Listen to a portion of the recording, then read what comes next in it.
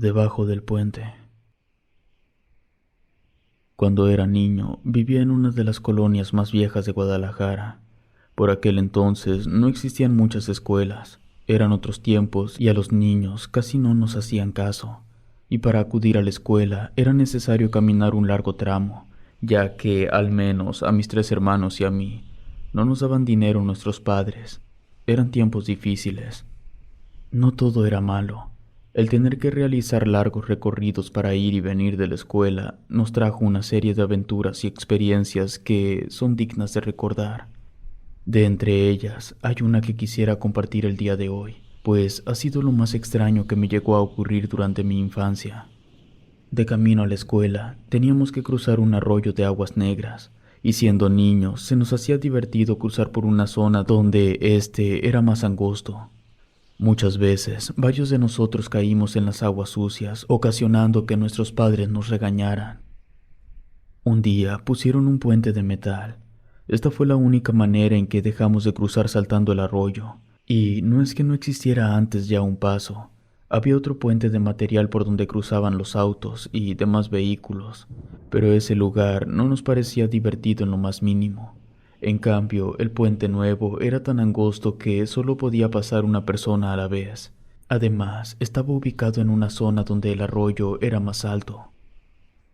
Un día me tocó ir solo a la escuela, por el motivo de que era temporada de exámenes.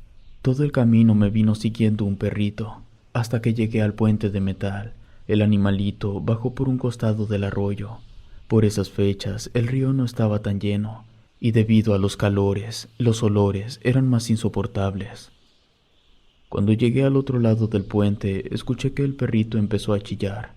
Rápidamente me asomé para ver qué era lo que ocurría. Lo único que vi fue cómo una mano jalaba al pobre perrito hasta atraerlo al arroyo.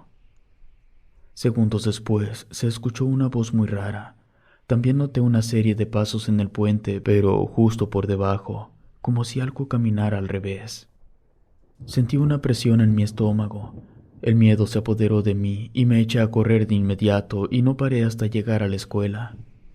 Una vez allí, le conté a uno de mis amigos que no vivía cerca de mi casa. Él me contó que su mamá le había contado algo parecido y que ella creía que lo que vivía en el arroyo eran varios duendes y no solo uno. Yo no conocía mucho sobre ese tema. Lo único que había visto eran películas y programas de televisión como La Dimensión Desconocida, donde a veces aparecían estos hombrecillos con aspecto de irlandés y piel verde. Mi amigo, en cambio, me dijo que no eran como salían en la televisión, sino demasiado extraños y que existían algunos que eran malévolos, mientras que otros solo eran traviesos y, en cualquiera de los casos, lo mejor era andarse con cuidado. Sobre todo si era un niño, porque estos seres se llevaban tu alma y las colocaban en esferas de cristal para guardarlas en su escondite. La historia de mi amigo Luis me impactó. Creo que de niño era demasiado miedoso, y aún así tenía imán para atraer fenómenos paranormales. Ese día no regresé por el mismo camino, preferí dar un largo rodeo. Me costó una buena regañada de mi madre, que estaba acostumbrada a que siempre llegara a la misma hora. Esa tarde pasaron a buscarme mis amigos que vivían cerca de mi casa para invitarme a jugar fútbol. Mi madre les dijo que estaba castigado y no me dejaría salir esa tarde, pero que si alguno lo deseaba se podía quedar a jugar conmigo en mi casa. No era raro que los niños quisieran jugar conmigo. Si algo que mi padre siempre me procuró fueron muchos juguetes. 2 de los niños se quedaron a jugar conmigo. El chisme de que había visto un duende en el arroyo llegó hasta ellos. Ellos decían que tal vez no se trataba de un duende, sino que un animal salvaje fue el que atacó al perro. Pasaron los días y perdí el miedo a pasar por el puente. Bueno, siempre y cuando fuera acompañado de otros chicos. Comenzamos a encontrar diversos objetos en el arroyo, mayormente juguetes y ropa de niño. Como era de esperarse, varios de los niños bajaban al arroyo y recogían aquellos juguetes que les llamaban la atención. Yo, aunque no sentía miedo, no me animaba a bajar al arroyo, mucho menos meterme debajo del puente. Mis amigos consiguieron cosas interesantes y se burlaban de mí por no querer agarrar nada. Yo les decía que me daba asco agarrar algo que tuviera agua con excrementos. Mis amigos dejaron de bajar cuando comenzaron a aparecer cadáveres de animales, mayormente gatos, palomas y ratas gigantes, casi del mismo tamaño que los gatos.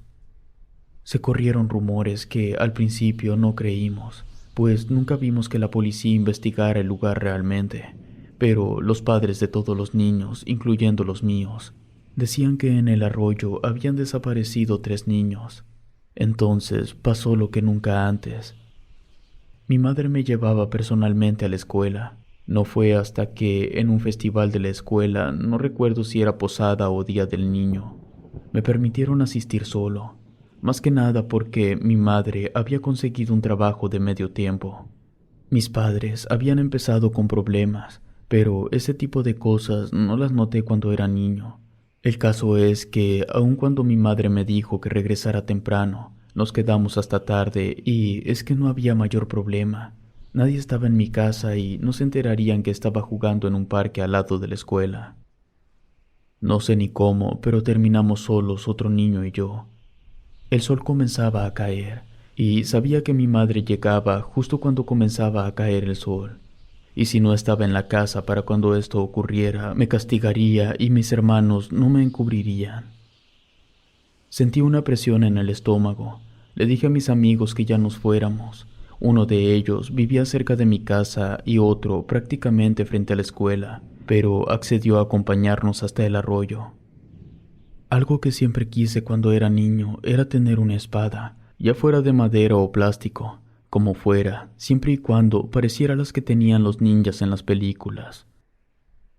Justo cuando llegamos al puente, debajo, entre 2 rocas del arroyo, brillaba una espada de juguete.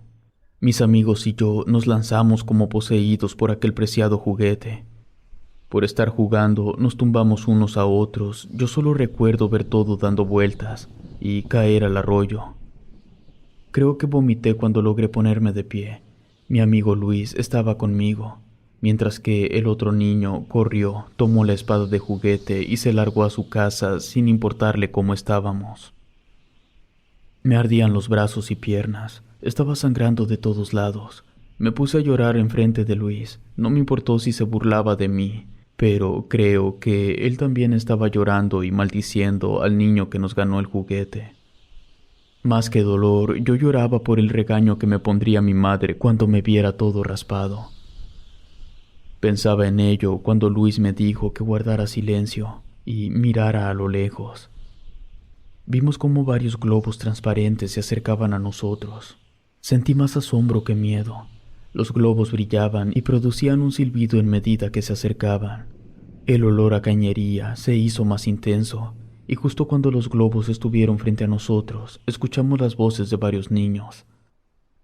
Unos nos decían que huyéramos, otros nos pedían ayuda, y otra voz decía que aquello estaba muy cerca. Los globos explotaron, y ante nuestros ojos apareció un hombrecillo de un extraño color y un rostro malévolo. Yo era un niño, no sabría cómo describir aquella criatura. Solo puedo decir que hasta ese momento ha sido lo más aterrador que he visto. Tenía la cara arrugada y de color verde. Su ropa parecía cosida a su piel. En ese momento, como si saliéramos de un hechizo, nos echamos a correr cuesta arriba del concreto que daba forma al arroyo. No sé ni cómo le hicimos. Sentí varias veces que me jalaban los pies para caer nuevamente hacia el agua. Podía escuchar la vocecita burlona detrás de mí. Salimos del arroyo y sin mirar hacia atrás nos dirigimos a mi casa. Por suerte, aún no llegaba mi madre, pero al final se terminaría dando cuenta de lo que andaba haciendo, pues no había manera en que ocultara mis heridas. Además, una de mis tías vivía en la misma vecindad que nosotros, y al vernos sangrando se puso a realizarnos curaciones con alcohol. Dolió más la curación que la raspada en sí.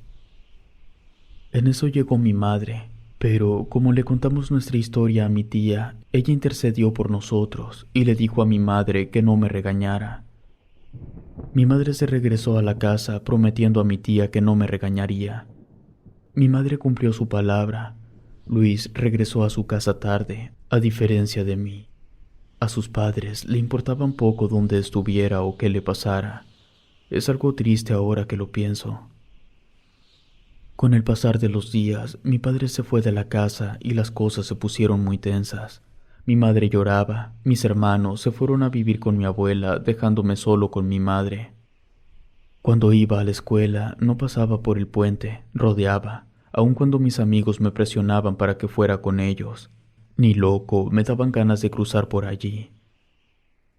Ahora que lo pienso, siento que ese duende atraía a los niños con juguetes y demás cosas, y siendo yo una víctima difícil de atrapar, leyó mi mente y me atrajo con lo único que deseaba.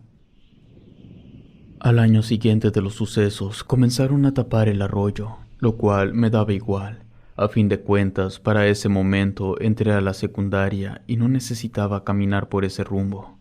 Creo que me olvidé de lo ocurrido hasta que una tarde, poco antes de cambiarnos de casa, me quedé solo. Mi habitación daba de frente a un pequeño patio de tierra que utilizábamos para jugar a las canicas. Escuché ruidos como si alguien cavara en la tierra, por lo que salí rápido a ver si alguno de mis hermanos había regresado. Para mi sorpresa, no había nadie, solo un trompo dando giros por sí solo. Me quedé impactado, pero mi pensamiento rápidamente cambió e imaginé que tal vez se trataba de una broma de uno de mis hermanos. Así que me puse a revisar por toda la casa en busca de alguien. No había nadie, la casa estaba vacía. Regresé al patio cuando vi uno de esos globos transparentes en medio del patio. Recordé dónde los había visto, entonces el miedo se apoderó de mí. Salí corriendo de la casa, buscaba compañía de cualquier persona, pero toda la cuadra parecía vacía. Corrí hasta una tienda que se localizaba en la esquina. Allí había una higuera enorme. Alguien comenzó a chiflarme y a llamarme.